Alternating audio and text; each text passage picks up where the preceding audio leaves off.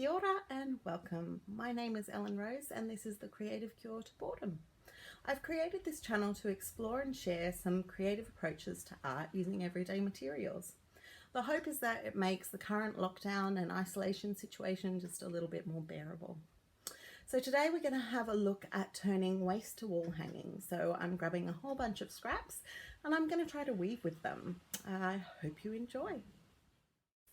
So I'm starting with a broken frame and I'm using that as the frame for the weaving, and I've just done some lengths of twine back and forth, and I've knotted it down the bottom so it's locked shut, but I've done a little loop at the top, so if I pull that loop it'll come undone, and that's because I want to actually attach it to something afterwards. And to start, I'm just tying on a bit of wool at one end, and then I am attaching that wool to a skewer and using it almost like a needle going through. So I'm using a skewer instead of a needle because, one, I think it actually sort of works a little bit better for this size, but also because it's something that most people will have in their own homes.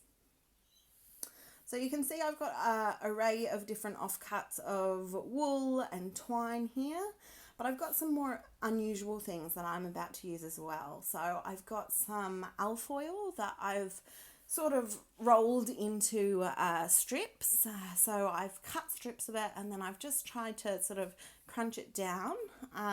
You can see that I'm not using a skewer to push it through, and I actually found it was a lot more fragile than I expected it to be.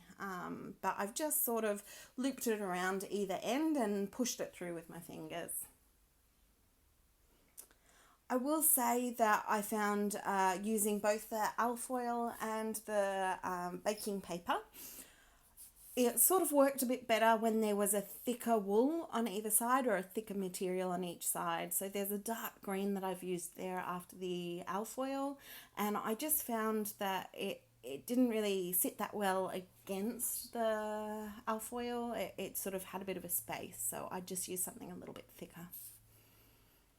And this is the wax paper or the baking paper. Easier than the alfoil, but you can see that it doesn't quite sit as naturally, but I kind of like some of that negative space in between.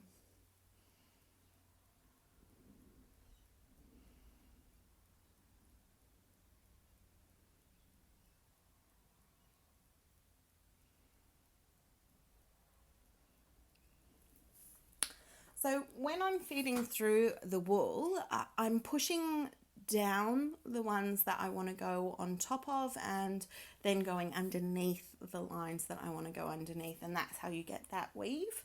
But actually when threading through the alfoil and threading through the baking paper, I actually found it was better the other way, so pulling up the strings was easier than pushing down strings. I should also mention that I am not a weaver by trade, so this was very much a first attempt at weaving, so I apologise to any weavers out there if I'm not following the correct guidelines to weaving, but look, it got the main gist of it across, and I really enjoyed doing it.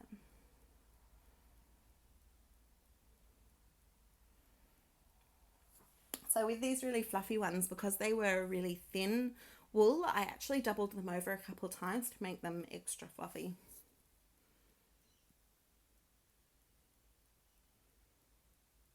And you can see that I was just using a little bit of blue masking tape to tape one end of the wool or whatever material I was using to the skewer.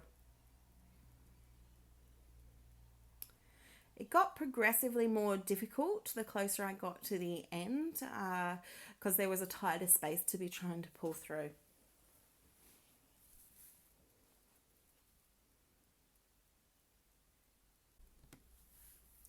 So you can see each time I'm finished with one of the materials, I'm actually tying it off on the side and leaving a little bit of a toggle there. And at the bottom to finish off, I'm tying each of those strings together. So I'm basically tying them 2 by 2. And then at the end of that, I'm gonna cut along the bottom of the picture frame and leave a bit of a tassel-like effect. So at the top, like I mentioned at the start of the video, I didn't knot it. I left little loops so I could undo it so I could have that full length. And I'm just, again, knotting 2x2 strings together, and then I'm attaching those loose strings onto the piece of wood there. And that wood is going to serve as the basis for the wall hanging. So it'll be a nice solid support for the weave to hang from.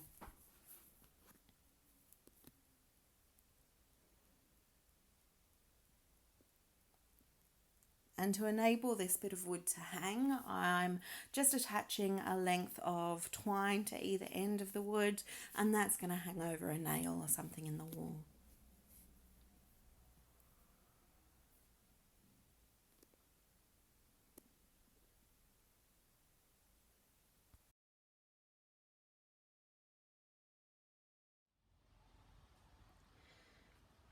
So all I did to finish this off was trim the sides, those extra lengths there, just so that they're a little bit more even. You could cut them off entirely or weave them back through if you wanted to, but I quite like this scruffy kind of look. I really enjoyed this process. Not only is it a really great way to use up scrap materials, but the repetitive process I found really meditative. The only thing I would do differently is possibly go a bit larger or incorporate more of those unusual materials like maybe paper or cardboard, rope, dishcloths, rags, or scraps of textile materials. I'd highly recommend trying this process, and I'm really interested in hearing what you discovered in your exploration of from waste to wall hanging. So please leave your comments and suggestions below. This has been the Creative Cure to Boredom with Ellen Rose. I hope you enjoyed the video. Till next time, ngā mihi nui.